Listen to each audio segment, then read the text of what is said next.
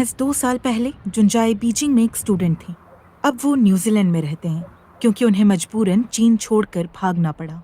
उन्होंने मुझ पर दवा लेने के लिए दबाव डाला, मुझे मारा और मुझे बिस्तर से बांध दिया। उन्होंने मुझे बहुत चोट पहुंचाई।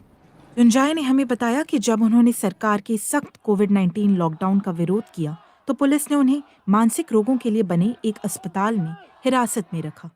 उनके मेडिकल रिकॉर्ड्स दिखाते हैं कि वो 2 हफ्तों तक अस्पताल में रहे, जहां उन्हें एंटीसाइकोटिक दवाएं दी गई थीं।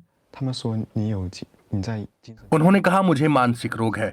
जब भी मैं उस बारे में सोचता हूं तो डर लगता है, क्योंकि सरकार और पार्टी को लेकर आपकी अपनी सोच है और उन्होंने मुझे मानसिक रोगी बता दिया।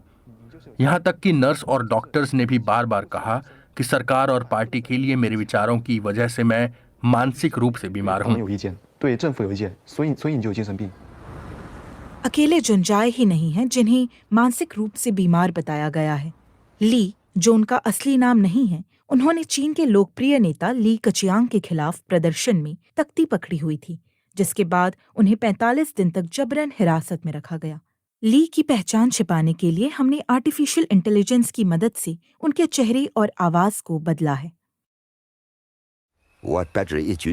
मैंने उसे उठाया और तुरंत लोगों ने मुझे पकड़ लिया। वहां अफरा तफरी मच गई। पुलिस ने पूरी रात मुझसे पूछताछ की। मैंने बयान दिया कि मैंने कुछ गलत नहीं किया है, तो वो आधिकारिक तौर पर मुझे हिरासत में नहीं रख सकते। उसके बाद उन्होंने मुझे मानसिक रोगों के लिए बने एक अस्पताल में भेज दिया। अब वो चीन की पुलिस को अदालत तक लेकर जा रहे हैं। अगर मैं पुलिस पर मुकदमा नहीं करता तो इसका मतलब होता कि मैं ये मान रहा हूँ कि मैं मानसिक रोगी हूँ। मेरे भविष्य और मेरी आज़ादी पर इसका बड़ा असर पड़ेगा, क्योंकि पुलिस इसे बहाना बनाकर मुझे कभी भी जेल में डाल सकती है। हुआंग शेटाओ वकील हैं। वो चीन के मेंटल हेल्थ से जुड़े कानून को बनाने में शामिल थीं और मरीजों के अधिकारों की लड़ाई लड़ने के लिए मशहूर हैं। उनका मानना है कि जवाबदेही में कमी की वजह से समस्या और बिगड़ गई है। हाल के दिनों में सिविल सोसाइटी कमजोर हुई है और मानसिक रोगों के इलाज के गलत इस्तेमाल के कई मामले सामने आए हैं। सिर्फ पुलिस ही नहीं, जो भी ताकतवर है वो ऐसा कर सकता है। अस्पताल में जबरन भर्ती कराए जाने के 2 साल बाद जुंजाई आज भी उसका खामियाजा भुगत रहे हैं।